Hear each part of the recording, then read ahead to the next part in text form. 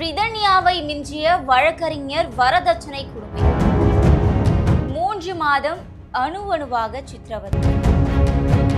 கண்ணி கழிய விடாமல் கணவன் செய்த கொடுமைகள். உண்மையில் நடந்தது என்ன? வாங்க பார்க்கலாம். சென்னை சில்க்ஸின் ஆஹா ஓஹோ ஆடி சேல் 50% வரை தள்ளுபடி.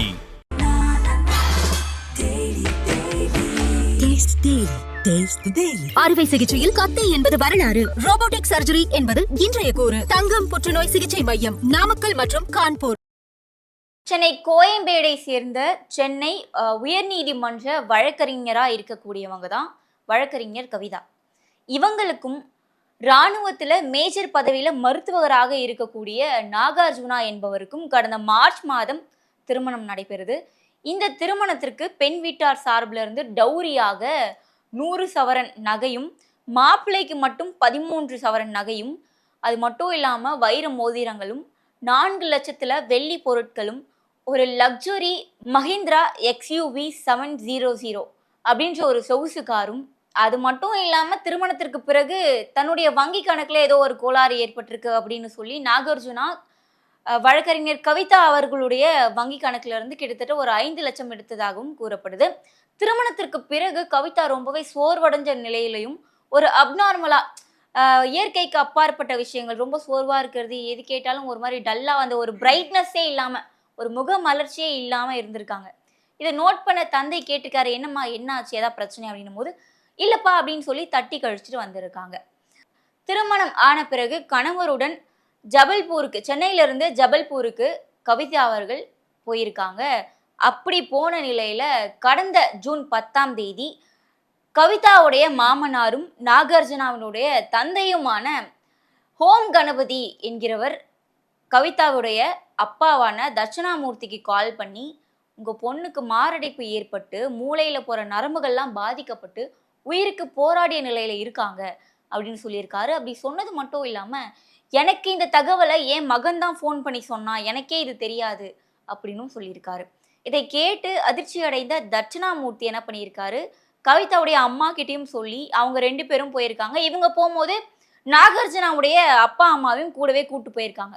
இவங்க 4 பேரும் சேர்ந்து ஜபல்பூர் மருத்துவமனைக்கு போயிருக்காங்க. அங்கே போகும்போது கவிதா எந்த ஒரு அசைவும் இல்லாமல் இருந்திருக்காங்க.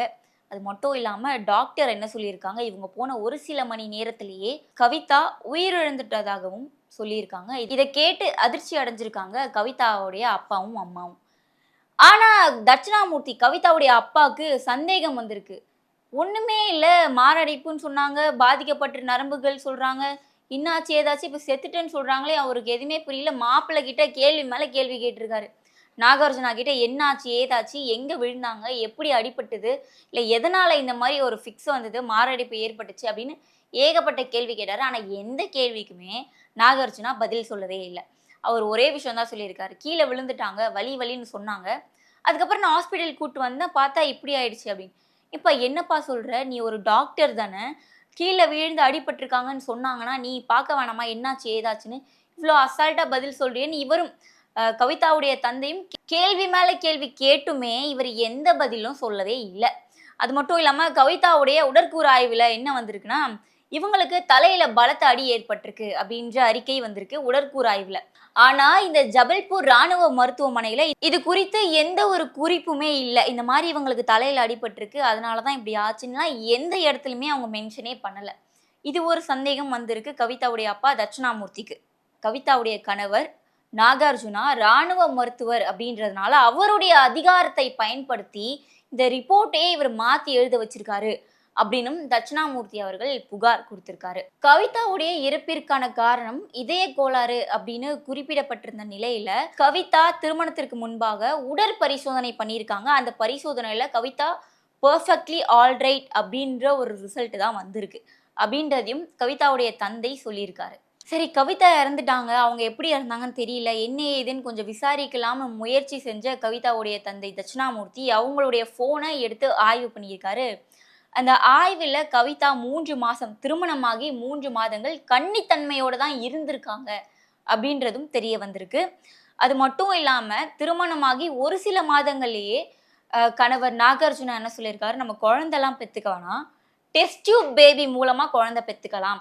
அதற்காக சில மாத்திரைகளும் கவிதாவிற்கு அவர் கொடுத்திருக்காரு. டெஸ்ட் டியூப் பேபி மூலமா குழந்தை பெத்துக்கணும்னா அந்த குழந்தை ஆரோக்கியமா வளரணும், அதுக்காக ஃபாலிக் ஆசிட் அப்படின்ற ஒரு மாத்திரையை கவிதாவை தினம்தோறும் எடுத்துக்க சொல்லி இந்த ராணுவ மருத்துவர் கொடுத்திருக்காரு, நாகார்ஜுனா கொடுத்திருக்காரு. இது எப்படி தெரியும் அப்படின்னு பார்த்தா, கவிதா இது குறித்து அவங்களுடைய நெருங்கிய தோழி ஒருத்தவங்க கிட்ட சொல்லியிருக்காங்க. இந்த மாதிரி நான் ஒரு ஃபாலிக் ஆசிட்னு ஒரு டேப்லெட் எடுக்கிறேன்டி, அது எடுக்கும் போதுல ரொம்ப டயர்டா இருக்கு, எனக்கு உடல் ரொம்ப சோர்வா இருக்குடி அப்படின்னு சொல்லியிருக்காங்க. இதை இந்த தோழியே சொல்லியிருக்காங்க இந்த தந்தை கிட்ட.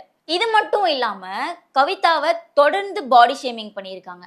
உனக்கு என்ன முடி இப்படி இருக்கு, உனக்கு தொப்பை விழுந்துச்சு பாரு, நீ என்ன இந்த கலர்ல இருக்க அப்படின்னு கணவர் வீட்டாரும் சேர்ந்து கவிதாவை 3 மாதங்கள் தொடர்ந்து பாடி ஷேமிங் பண்ணியிருக்கிறதாகவும் கவிதாவுடைய தந்தை தட்சிணாமூர்த்தி சொல்லியிருக்காரு. கவிதாவிற்கு நடந்த இந்த அநியாயங்கள் குறித்து கவிதாவினுடைய தந்தை தட்சிணாமூர்த்தி காவல் நிலையத்துல புகார் கொடுக்கும்போது அந்த புகாரை எந்த ஒரு அதிகாரியும் முன்வந்து எடுத்துக்கவே இல்லை, புகார் எடுக்க கூட யாரும் இல்லை அப்படின்னு அவர் குற்றச்சாட்டை முன்வைக்கிறாரு. காவல்துறையினர் புகார் எடுத்ததன் பின்பு இந்த விசாரணையின் அடிப்படையில தான் கவிதாவிற்கு உண்மையில என்ன நடந்துச்சு, வரதட்சணை கொடுமைதான் காரணமா இல்ல வேறு சில காரணங்கள் இருக்கா, test tube baby okay, test tube baby நம்ம பெத்துக்கலாம்னு சொன்னதுக்கான காரணம் என்ன, யார் ஃபோர்ஸ் பண்ணதுனாலயோ இல்ல இவங்களே ஏதாவது ஒரு முடிவு எடுத்தாங்களா அப்படின்ற எல்லா விவரமும் நமக்கு இந்த விசாரணையோட முடிவுல தான் தெரிய வரும். முதல்ல ரிதன்யா வழக்கு வெளியே வந்து அவங்களுடைய ஆடியோலாம் வந்து ரொம்பவே பூம் ஆச்சு சோஷியல் மீடியால. ரிதன்யாவை தொடர்ந்து இந்த ஓரிரு வாரங்களாகவே தொடர்ந்து பல வரதட்சணை வழக்குகளை நம்ம பார்த்துட்டே இருக்கும்.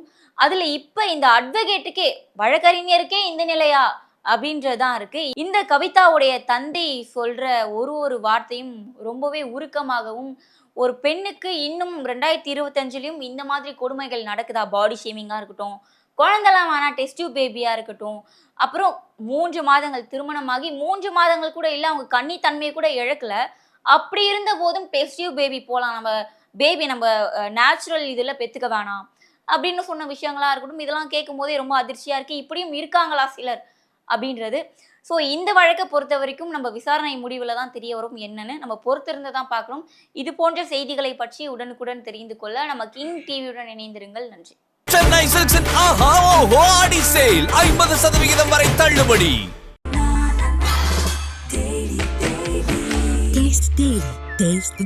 அறுவை சிகிச்சையில் கத்தை என்பது வரலாறு, ரோபோட்டிக் சர்ஜரி என்பது இன்றைய கூறு. தங்கம் புற்றுநோய் சிகிச்சை மையம், நாமக்கல் மற்றும் கான்பூர்.